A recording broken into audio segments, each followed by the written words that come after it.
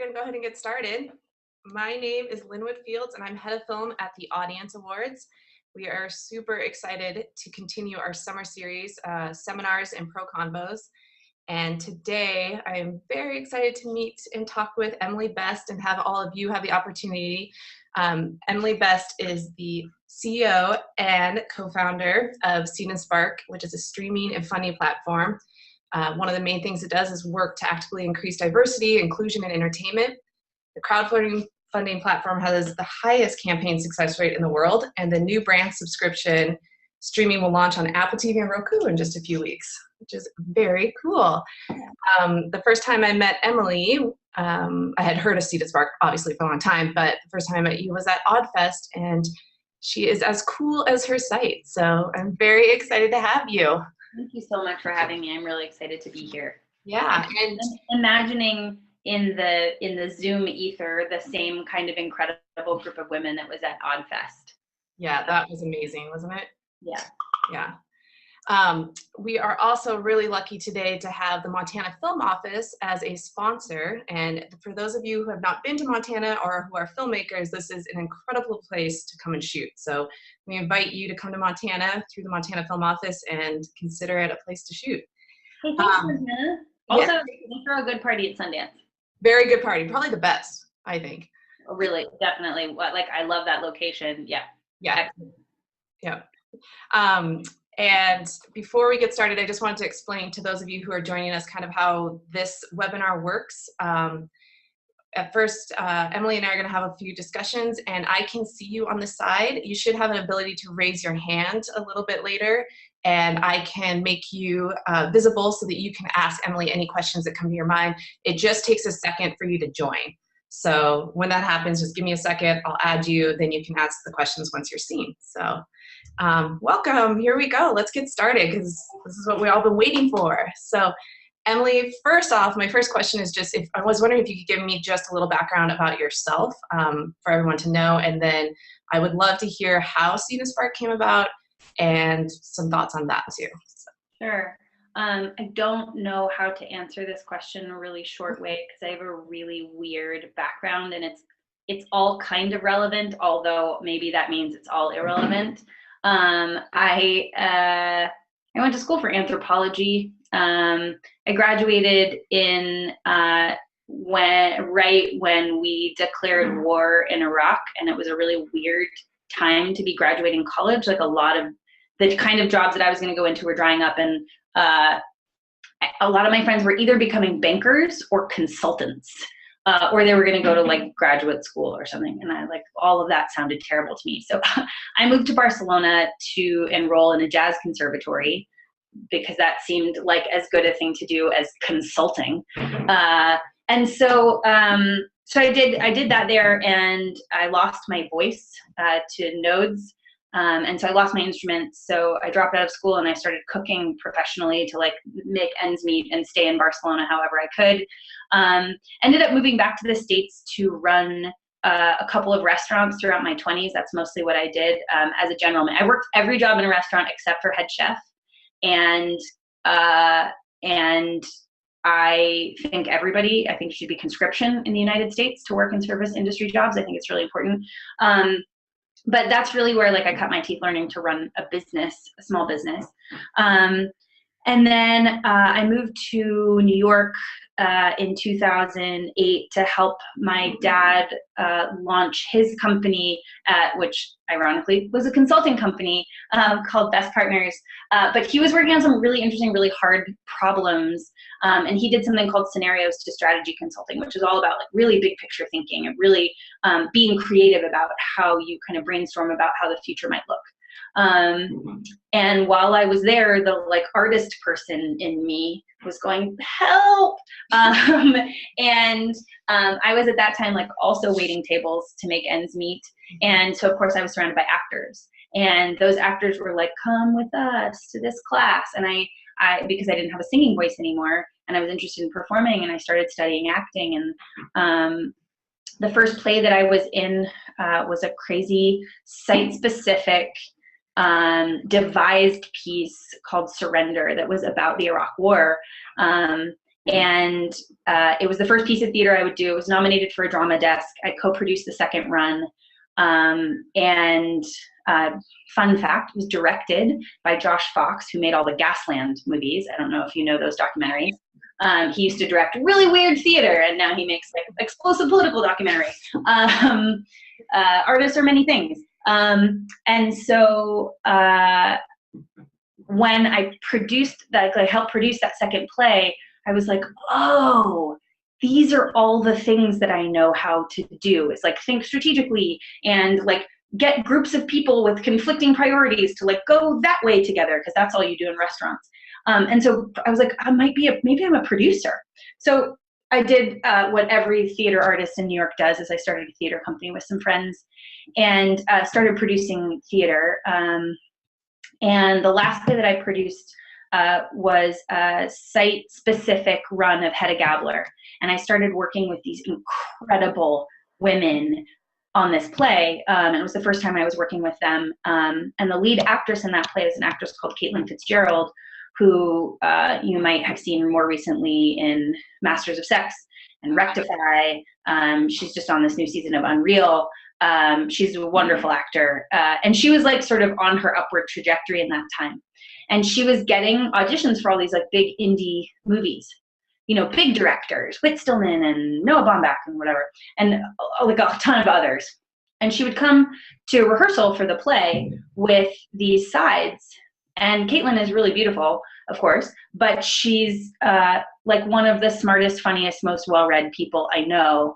And the parts that she was being asked to audition for were like completely insulting to women. And it was honestly, it was my feminist awakening. I know that sounds ridiculous that it was like 2010 or something like that. And I was like, I don't like the way women are represented in media. But to be honest, like I was waking up a little bit before like the rest of the media apparently woke up. I felt like we were actually a little bit ahead of the curve. And at that time, Caitlin was also making a movie called Newlyweds with Ed Burns. And that film is such a sign of the times, because in 2011, the 5D had sort of hit the market, and Ed Burns was one of the first like major filmmakers to adapt that super low cost technology. And he made a theatrically released independent film for $9,000 that year. Wow. And she was a part of that. So in the way that theater goes, we're like getting drunk after a show one night, and she's like, guys, we have to stop complaining about this representation thing. We should just make a movie. Yeah. It's so easy. This is what she said to me. It's so easy. Because she was making a movie with Ed Burns, who was run and gun shooting on a 5D with a sound guy, all practical lighting, all his friends' houses, no other crew. And he was frankly making it look easy, to be fair to her. And she had been on, you know, like the $50 million rom-com sets with Nancy Meyers, where they like crane in a car for the background and shit. So she knew how complicated it could get. But it seemed, it had all this promise. And like Ed Burns invited me to set, and I got to see how easy he was making it look. And I was like, great, like we're going to do this. It is easy. And then all of a sudden I was producing my first feature film, except the feature film that they wrote for me, Caitlin and the co-director of the play that I was producing, Caroline Von Kuhn, would write a movie together called Like the Water, which was a slow contemplative drama about a young journalist who goes home to write the eulogy for her best childhood friend. And this was a film about flawed women. This was a film about female friendships. This was a film about community. This was a film that was starting to show women in ways we wanted to see them represented. That was our sort of first blush. And it was very much like a flawed first film for all the reasons that first films are flawed. We didn't develop it for long enough, and you know, but I was out there now raising money for a very different kind of film that couldn't be shot on a 5D because of where we were shooting and the limitations of the censor at that point. And raising money was really difficult because investors were like, well, I don't really see movies like this out there, so I don't really have any guarantee. Like, how are you going to get it to its audience? Yeah. And the only tools I had available were the ones that were available to everyone else, which is like you create comps, right? Everybody knows what comps are. It's comparables, right? You're like, the reason you should invest in my movie is because my movie is like these other movies that did really well. It's the dumbest, like most alchemic business practice that like we all have participated in for reasons that are totally wacky. And it's because there's no data available. There's no real data available to us about our own previous films or about other films. We have to like sort of create alchemy in these like pitch documents. So I was doing it the way that I was told it was done and feeling really stupid the whole time, being like, yeah, I don't think this is a good way to explain to you why this movie will do well either, but this is how I'm told it's done. Yeah. And so the lack of data was already problematic, and it was hard for me to get investors and distributors on board with a movie showing women in a way that they are not usually seen. But we managed to scrap together $60,000 in investment, and we needed another $20,000 to be able to go shoot this movie in Maine for the summer. We had to bring up all our crew at that time. And so we wanted to turn to crowdfunding, but at that time, you know, people, both practitioners and audiences, were super unsophisticated about crowdfunding at that time, and it felt like you're just like asking for a pile of money to go off to Maine for the summer, and that didn't feel right to us. We really wanted people to understand what we were trying to attempt and what it would take. So instead, on our own little WordPress website, we built a wedding registry of all the items that we would need to make the movie. Everything down to like the coffee and the sunscreen and the bug spray, because it was Maine in July. All of these items. And then this is how long ago it was. Do you guys remember Facebook Notes? So the post used to have a character limit, and then if you wanted to write something longer, you would have to use this other tool called a note, and then post that note as like a status update. Anyway, so I posted it as a Facebook note. That's how like old school this was. And we sent it to everybody we knew. There were 6 of us working on the team, and we needed to raise $20,000 in 30 days. We were not using a crowdfunding platform. We were using our own website. We raised $23,000 in cash and literally hundreds of thousands of dollars in loans and goods and services. And we were like, wow, this is amazing. And now all of a sudden there were like 450 people who were super excited about our movie. We go shoot the movie, and I have millions of stories of like all the ways in which those people who contributed, like one guy showed up to set one day with 20 lobsters, live lobsters.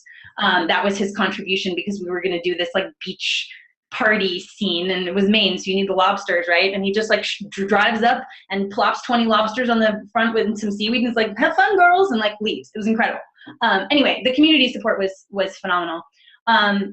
When we started taking this film to festivals, we were showing it all over the world, and even in places we had never been, like Romania and Oaxaca, Mexico, people who had heard about the campaign were showing up, or people who had participated were showing up and bringing their friends. And they had a much different relationship to the movie, because they'd be like, that's my car, that's my house, I bought that makeup, how was the coffee? Do you know what I mean? Like they had this really personal relationship with what it took us to make that movie. And it was around then that people started saying like, hey, that's a really cool way that you raise money. That's a really interesting like crowdfunding thing. Would you think about making that available to other filmmakers? And I was like, yeah. I'm a movie producer now. So I have a slate of films that I'm gonna work on. But I kept thinking back to the frustrations I had in raising money and not really having any decent data to present.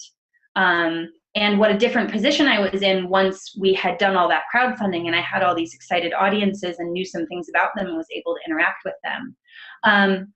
When I started having conversations with distributors about, specifically sales agents about Like the Water, a typical conversation might go like this. Here's a real thing that was said to me. So I had just come from the Maine International Film Festival, where we had this big crowd in an old theater, you know, that kind of screening you can only have at a festival that's just so delicious. Yeah. And we're all up on stage together, like the 9 women who like were in all the key positions. And this woman raises her hand and she said, thank you. I've been waiting my whole life to see a movie like this. It was like the culmination of everything we could ever have wanted. And the following week, I am in the room with a sales agent who says to my face, if you could put some lesbian erotica in it, I could sell it. which, you know, I have nothing against lesbian erotica, but lesbian erotica generally is for men. Yeah. And so he was saying, if you could figure out how to make this movie about women for men, then I would know how to sell it. And I was like, wow, what am I supposed to do with this divide? There's clearly an audience that wants to see this movie. And here's the gatekeeper who's supposed to know what the audiences want and how can this be. And that was really the foundations of Seed&Spark, was this wish list based model that filmmakers and investors and all sorts of people were like, hey, that's really cool. You should think about making it available to filmmakers. But as I started to develop the idea and really talk to filmmakers about what their pain points were really around distribution. Mm-hmm. And it wasn't just getting a distribution deal. It was making any money off distribution. It was getting any data out of distribution. Like the problems, it's such a wicked problem once you actually unravel it.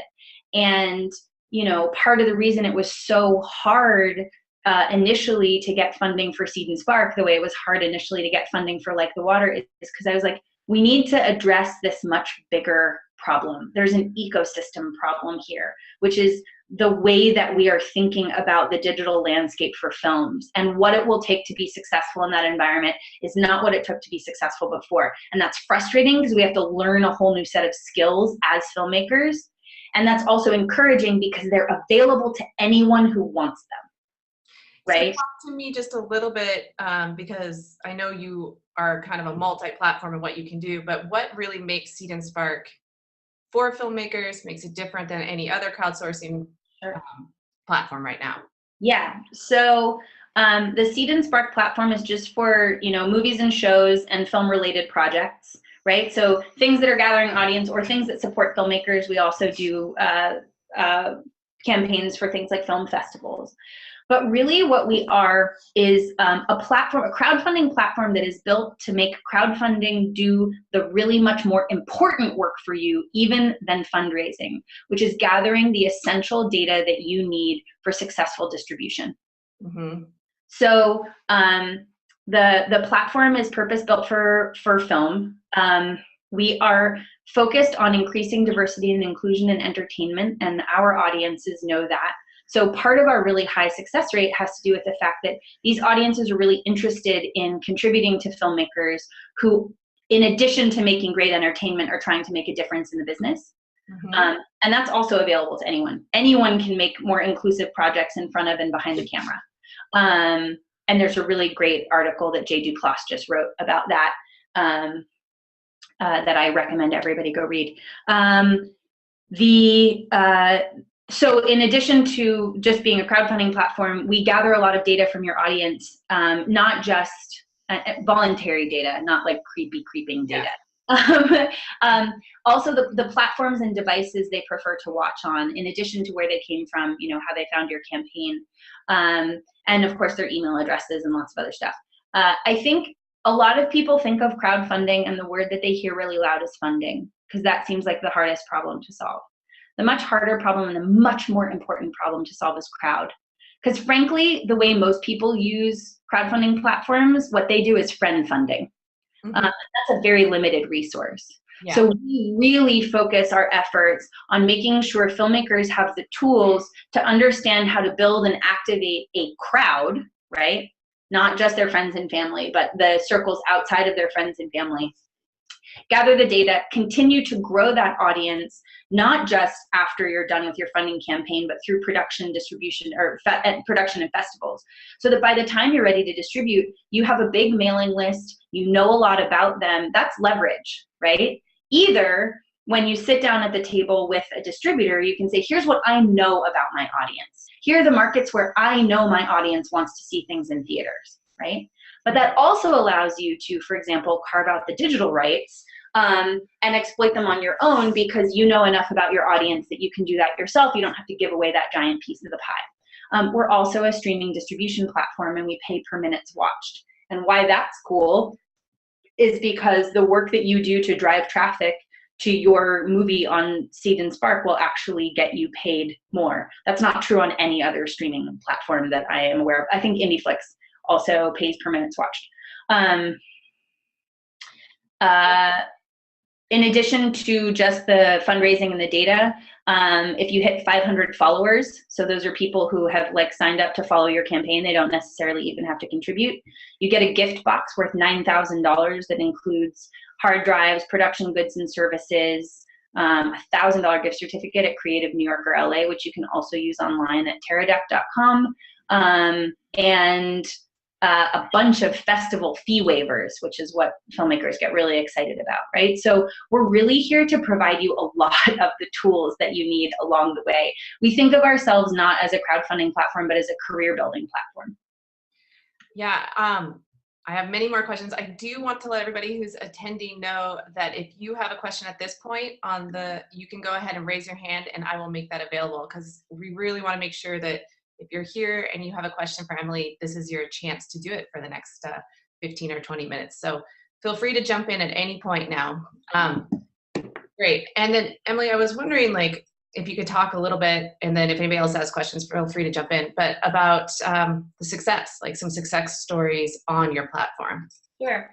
So we independently verified, this is weird for me to say because it's such right, we have the highest crowdfunding campaign success rate in the world. It's 75%. That's more than 2 times Kickstarter's success rate, which is the next most successful major platform. There are so many campaigns that I love that it's sort of hard for me to single them out.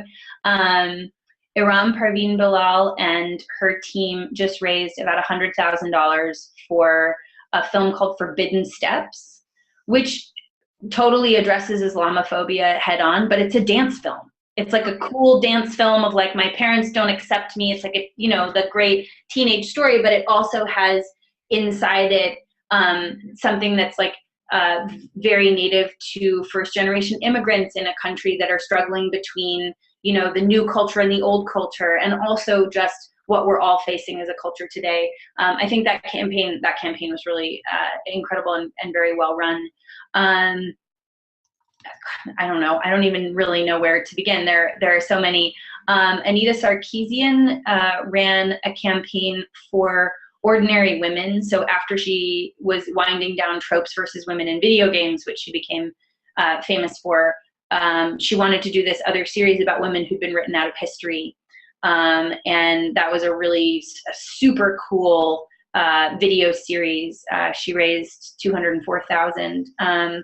There's another recent campaign called Groupers. This was for like a straight up thriller film. A guy who I think used to work on The Simpsons. Uh-huh. This is mommy brain, you guys. Like sometimes it just goes, even for names that should come really easily. Like proper nouns have just left the building. And that one was really interesting. I think the campaigns that get me most excited are the ones that really like reach out and activate a very specific audience. Because like that's really what we're here to do. We're here to motivate, inspire, and entertain people.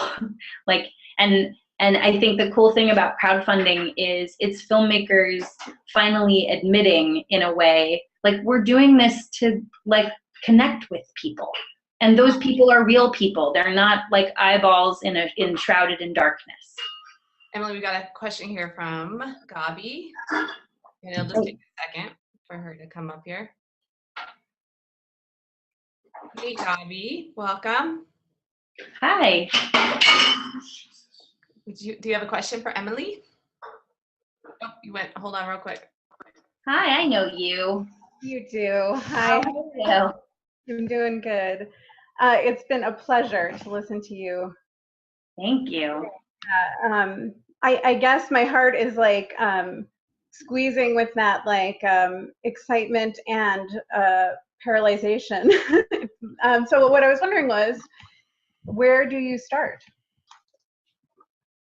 Great question. So the first most important thing is when you have a project that you want to move through crowdfunding, it's really important to spend some time thinking about researching and connecting with your audience. And keep in mind, like, your audience in the beginning is small because you haven't made the thing, there isn't a thing yet, right? The point is that at every stage, you're putting time and attention and mind to growing the audience. And in the very beginning, I start with 3 questions, right? Who the hell is your audience? Where the hell are they? And how the hell do you get their email addresses? And this is because like we get obsessed with like Twitter follow, my Insta followers or whatever. Like that's a big deal if you're trying to get big brand sponsorship. But actually, when you're trying to build an audience that you really want to activate to do things, fund a project, show up to a screening, you know, give you feedback on a film, email is just by far and away the best way to be in touch with them. So we get obsessed with these certain metrics for success, but unless your goal in life is to have a lot of Twitter followers, your Twitter followership is not your metric for success. Your metric for success is how many people showed up to pay to see my movie, I think, right? And this is the other piece, and maybe I should back up one. Number 1, define your metric for success. What do you want to get out of this? I want to reach these kinds of people because this is a film that's like, you know, personally important to me, or I think speaks to a particular audience. I want to advance my career in this way. Spend some time really defining what those metrics for success are. And in there, we'll probably tell you something about the audience you want to reach out to, right? So this film would be successful for me if, you know, I'm thinking about this documentary that we were really involved with called I Am Talent. And the subject of the documentary, talent, by the time the documentary was finished, we started talking about distribution. Talent's goals and metrics for success were really important also, because this was his story that was getting out there. And he's like, I just want other kids to know that what happened to me is possible for them. He was a street kid in South Africa and found skateboarding, and it saved his life.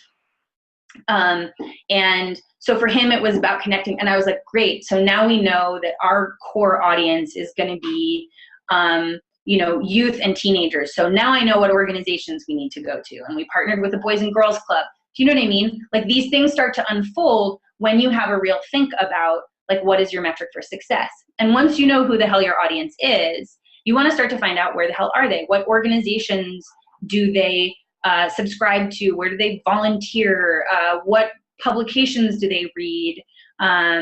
What blogs do they follow? Who do they follow on Twitter? You know, who are they subtweeting? And you find this out by asking them, right? So identify a few people in this space and find these things out from them, because often you will find that your movie has more than one audience, right? It's not going to be one demographic anymore. We're all interested in things in a really different way now that we have these that have given us so much more access, right?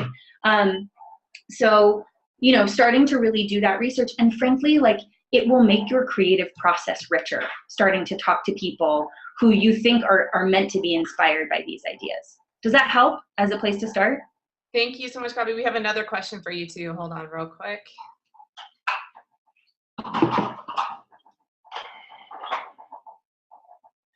Okay, we have Christian. I'm going to unmute you, Christian. Go ahead. Hi, Christian. Hi.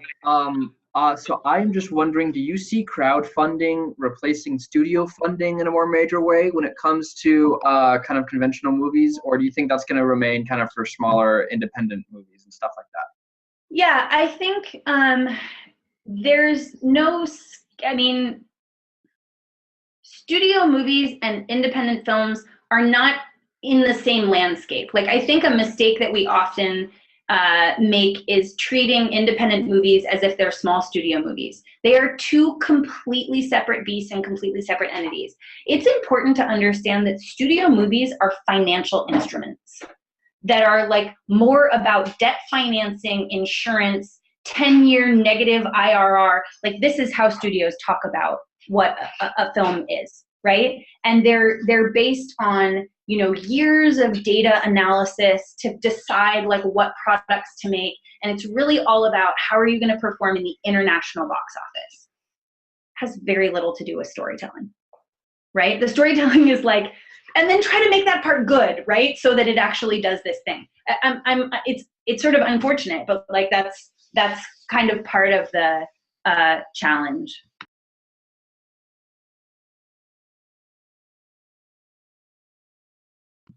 So I think like, let's take us out of the studio universe, because no, like crowdfunding is never going to raise $150 million for a studio film unless it's equity crowdfunding at some point in the future, and I think that's a very bad business proposition for lots of reasons I think are less important.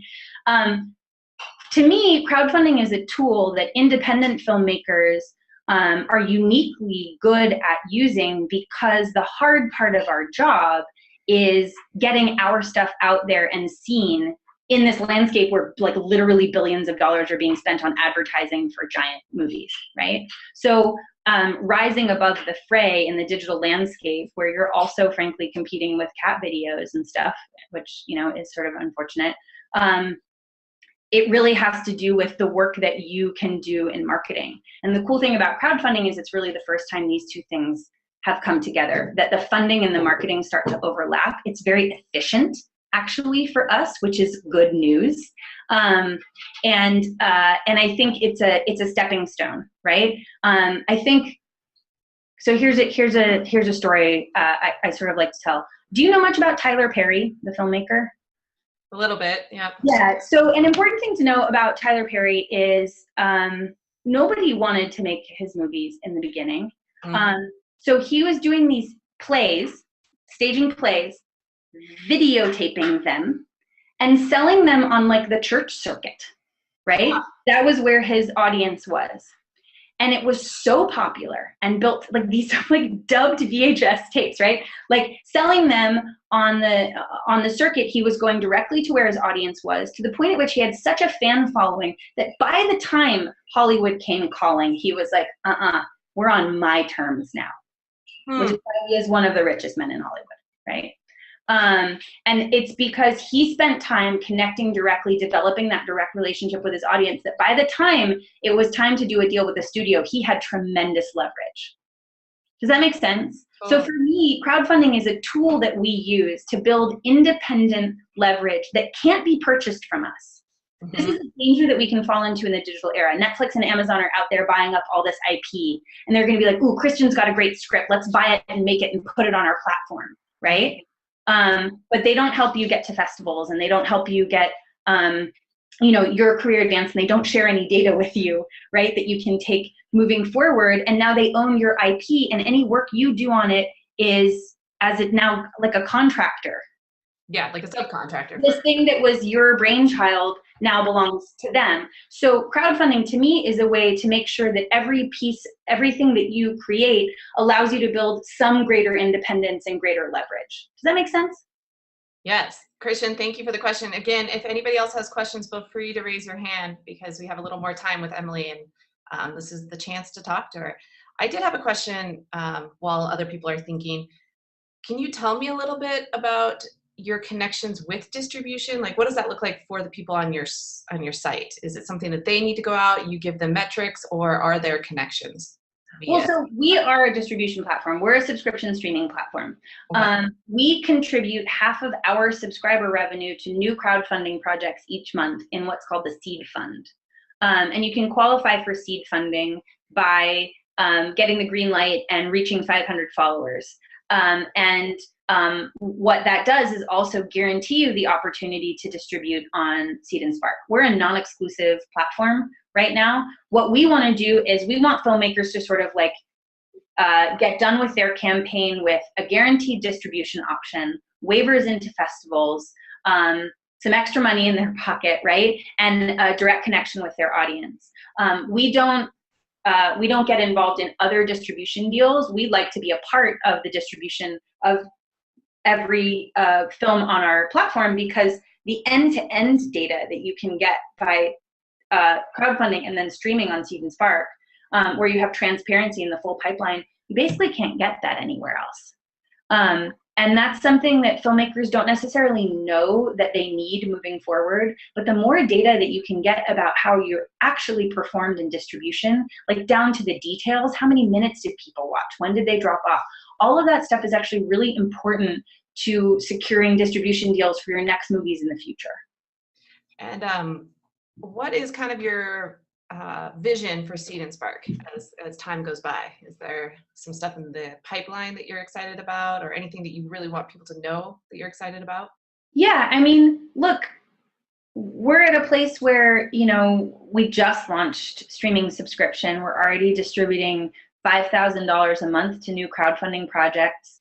By the end of the year, we could be distributing as much as $10,000 or $25,000 a month to new crowdfunding projects. So we're becoming, you know, partners and helping finance the films that come through our platform, and that actually a subscription to Seed&Spark is an investment in the future of filmmaking, because it's not just getting to watch the movies and shows that are helping expand the total universe of what people can see in themselves on screen, but it's also contributing to new projects that are also trying to increase diversity and inclusion. So to me, this is really about like all of us joining together, and the audiences on the platform are similarly really excited to be participating in that way. And, you know, I just want to grow this to a mini major where the filmmakers get total transparency and own all their own data.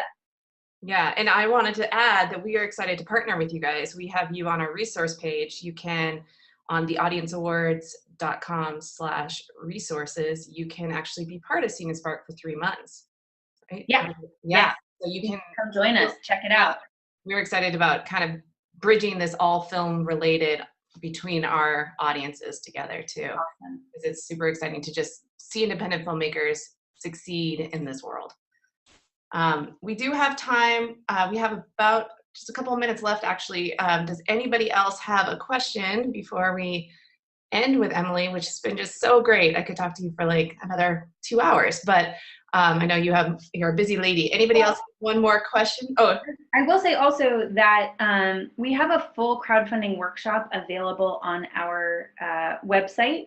So if you go to the For Filmmakers tab, there's a crowdfunding class that is 11 separate videos that take you all the way from audience building all the way through what a successful campaign looks like. And there's a lot of resources there. So I highly recommend checking that out, especially if you're considering crowdfunding.